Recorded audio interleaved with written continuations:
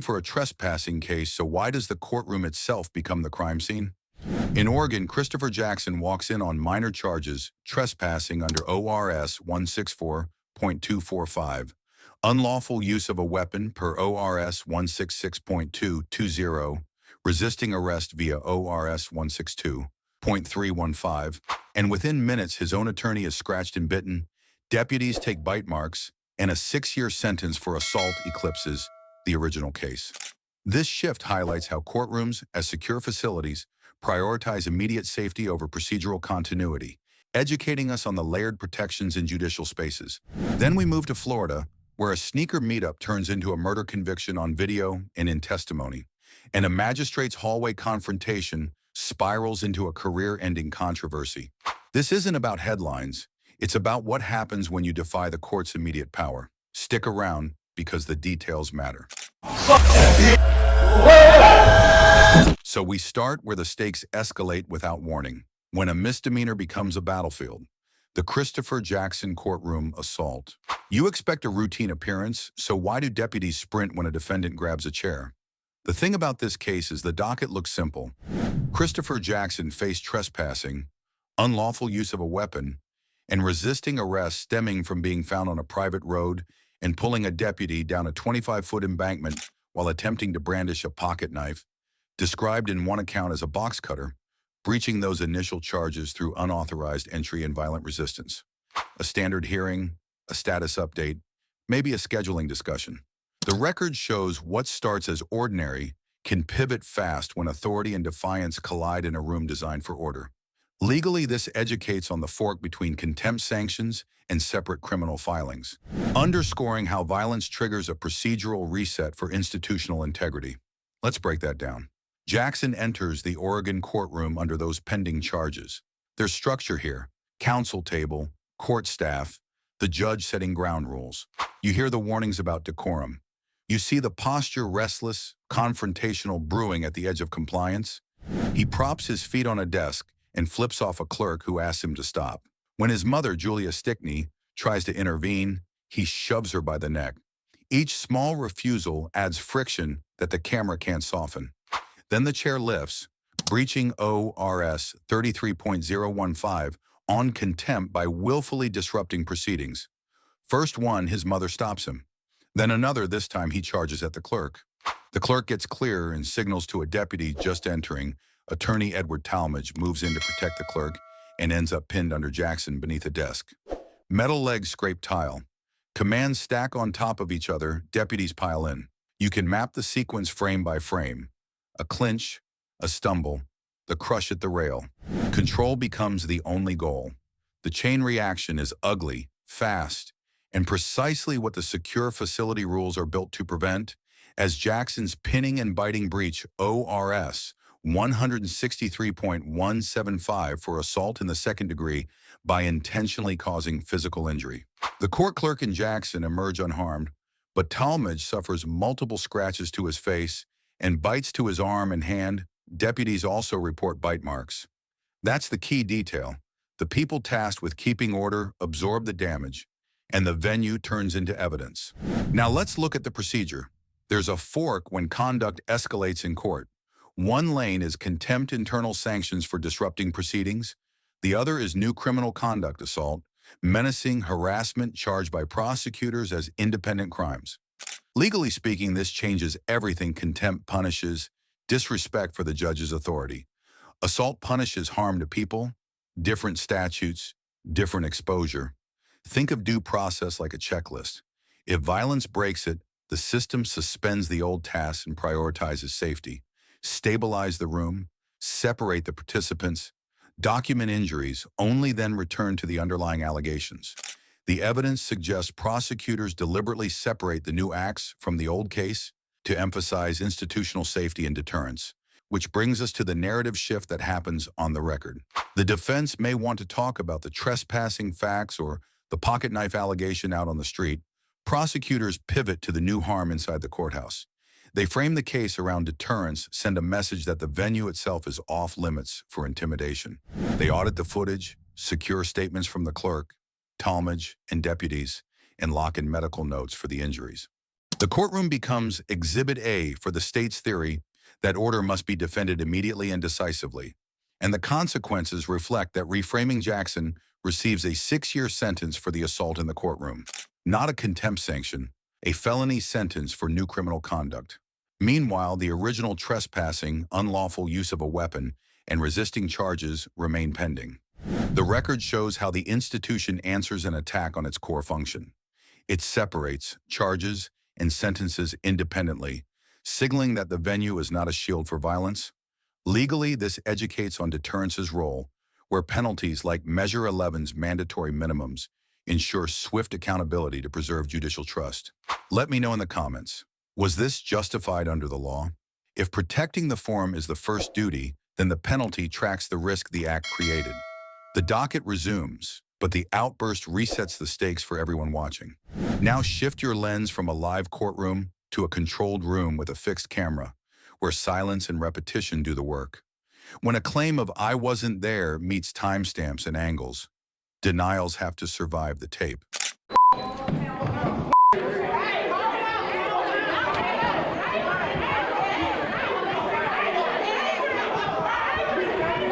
Now shift to a case where the room is controlled, the lens is fixed, and the question is simple: the interrogation that wouldn't blink. In Miami, Adrian Cosby and George Walton arrange a sneaker sale, 3 pairs of Yeezys, a planned buy around $900 to $935, and instead of paying, the meetup turns into a robbery and the shooting death of 18-year-old Andrea Campsileo, breaching foundational duties through escalation from commerce to violence. The thing about this case is the motive is small, but the fallout is absolute. The record shows a casual transaction becomes a felony timeline once the visuals lock in. This educates on how interrogations build pressure via evidence sequencing, turning denials into admissions without coercion. Detectives seat Cosby in an interrogation room where the camera never flinches. They start with open-ended questions. Where were you? Who set the meet? What happened after the messages? He leans into distance.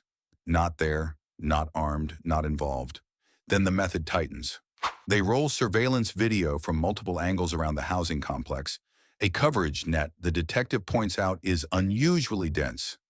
Different cameras show arrivals, routes, and departures. Timestamps pin movement. Witness statements and phone activity fill the gaps. Let's break that down. Effective interrogations don't raise voices. They raise pressure through sequencing. Detectives loop key clips and line them up with call records and location data.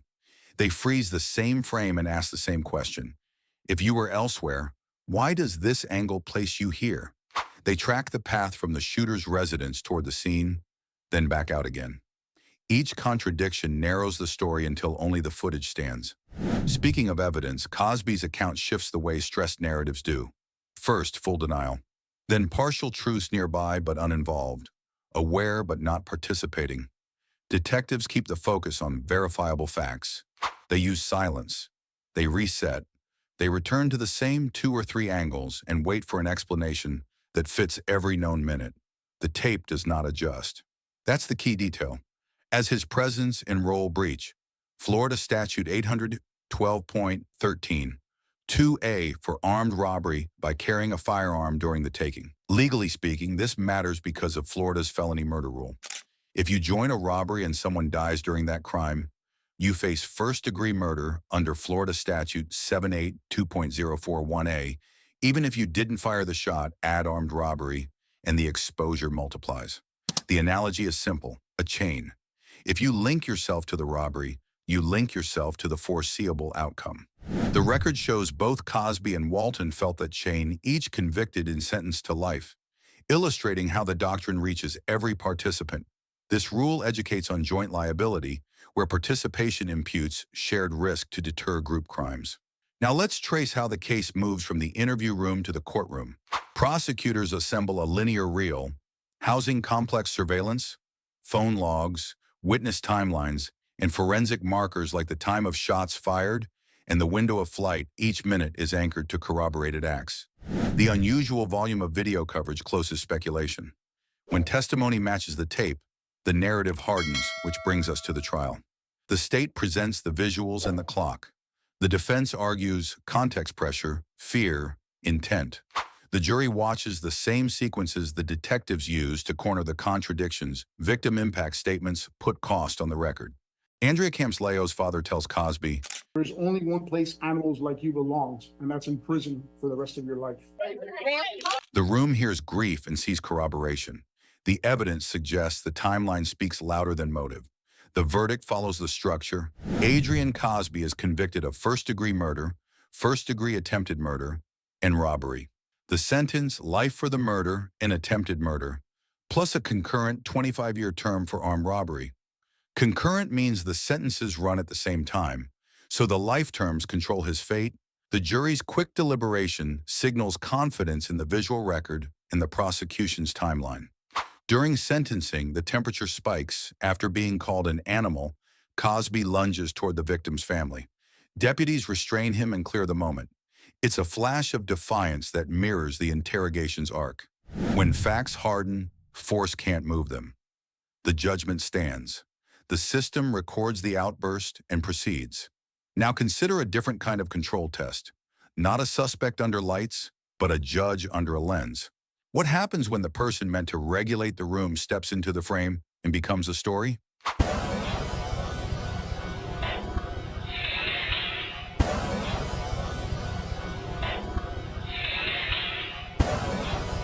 When the person in charge crosses the threshold, oversight follows. Magistrate Michael Bachman worked in Hamilton County, Ohio. On this day, the docket included a protection order matter involving Christoper Jackson, where lateness risked breaching ORC 2919.27 on violating a protection order through noncompliance. She arrived late about 30 minutes past the appointment and was told she'd need to return another day. That's routine policy.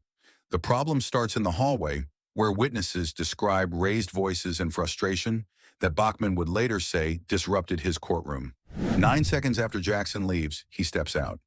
This educates on the optics of authority, where physical pursuit can undermine perceived neutrality essential to due process.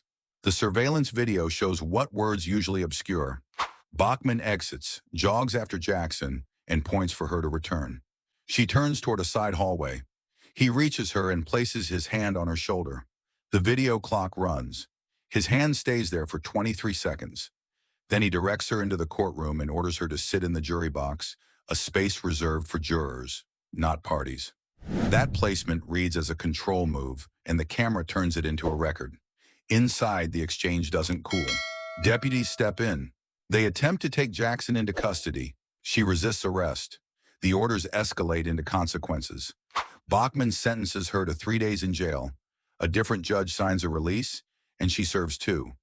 All of it is on camera.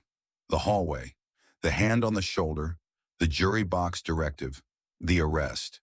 The footage leaves little to dispute on facts, so the debate moves to judgment and restraint, as his pursuit breaches ORC 2705.02 for acts in contempt through disproportionate resistance to order.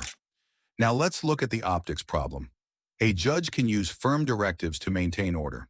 That's expected. But the camera records more than orders. Tone, posture, proximity, and sequence. Pursuing a litigant down a corridor and making physical contact blurs the line between commanding the room and personalizing the conflict. Longtime Hamilton County judges told investigators they could not recall a similar case of a judicial officer physically pursuing and touching someone in a courthouse hallway. That rarity matters because courts are built on appearances as much as rulings. Judicial ethics require neutrality and restraint under the Ohio Code of Judicial Conduct, Rule 2.3, prohibiting bias or harassment. Do not create an appearance of impropriety. Even if procedure arguably supports intervention, the appearance can erode legitimacy. Think of ethics like a level tool. If the bubble shifts, if public perception tilts the frame of trust, looks crooked, even if the nails hold. Restraint isn't courtesy, it's structural to due process. Legally speaking, the review focuses on limits. Contempt power is broad, but it is not a blank check. Appellate courts and judicial conduct commissions examine whether actions protect order without chilling rights. They ask whether a directive was necessary, proportionate, and understandable to an outside observer. They compare the disturbance to the response. If the gap is wide, the remedy can land on the judge, not the litigant. This educates on proportionality, where overreach invites reversal to safeguard rights. The fallout tracks that scrutiny. The video goes viral. An investigation opens. Bachman says he was forced to resign or face termination. He defends his conduct. I didn't choke her or manhandle her. I merely put my hand up to guide her. But the footage controls the narrative. The institutional message is blunt. Public confidence can swing quickly when conduct looks personal, even if the rulebook is cited after the fact. Moving past the arrest, the broader question is how a courthouse enforces order without bleeding into force. The record shows small steps that carried outsized costs. A chase in a robe, a hand held for 23 seconds, a seat in the jury box, a jail term measured in days. Each decision might seem minor in isolation. Combined, they signal overreach in a space that depends on restraint to function. That's the key detail. Authority without visible limits invites scrutiny. And in an era of constant recording, scrutiny lands fast. When the camera becomes the witness, only standards survive debate clear procedures, clean records, and outside review that test necessity against impact. Those checks are not ornamental. They are what keep power from becoming the story. You saw it here in a hallway that turned into a case file. The evidence suggests the lesson is simple. When conduct looks punitive or biased, legitimacy drains, and positions hold that thought. Because the next step is about what it costs when the room is lost and why limits aren't optional. The cost of losing the room starts with a simple trade. When safety and control slip, everything else gets subordinated. Authority collapses fastest when it forgets its limits and its obligations. The record shows why. Legitimacy rests on fairness. And when conduct looks biased or punitive, trust evaporates. The evidence suggests that perception alone can destabilize a room built on due process. You saw the institution prioritize control across three angles. Jackson's trespassing became secondary to courthouse security. Cosby's denials collapsed under an overwhelming video timeline, and Bachman's authority crumbled under public scrutiny. The through line is design. Courtrooms demand strict bounds, and crossing them can be career-ending or life-changing. Think of legitimacy like a circuit. Break one connection restraint, neutrality, or transparency, and the power cuts out. If you want more deep dives into justice and procedure, hit subscribe. Subscribe and follow Red Tape Red Flag on all platforms. And don't forget to like, share, and comment.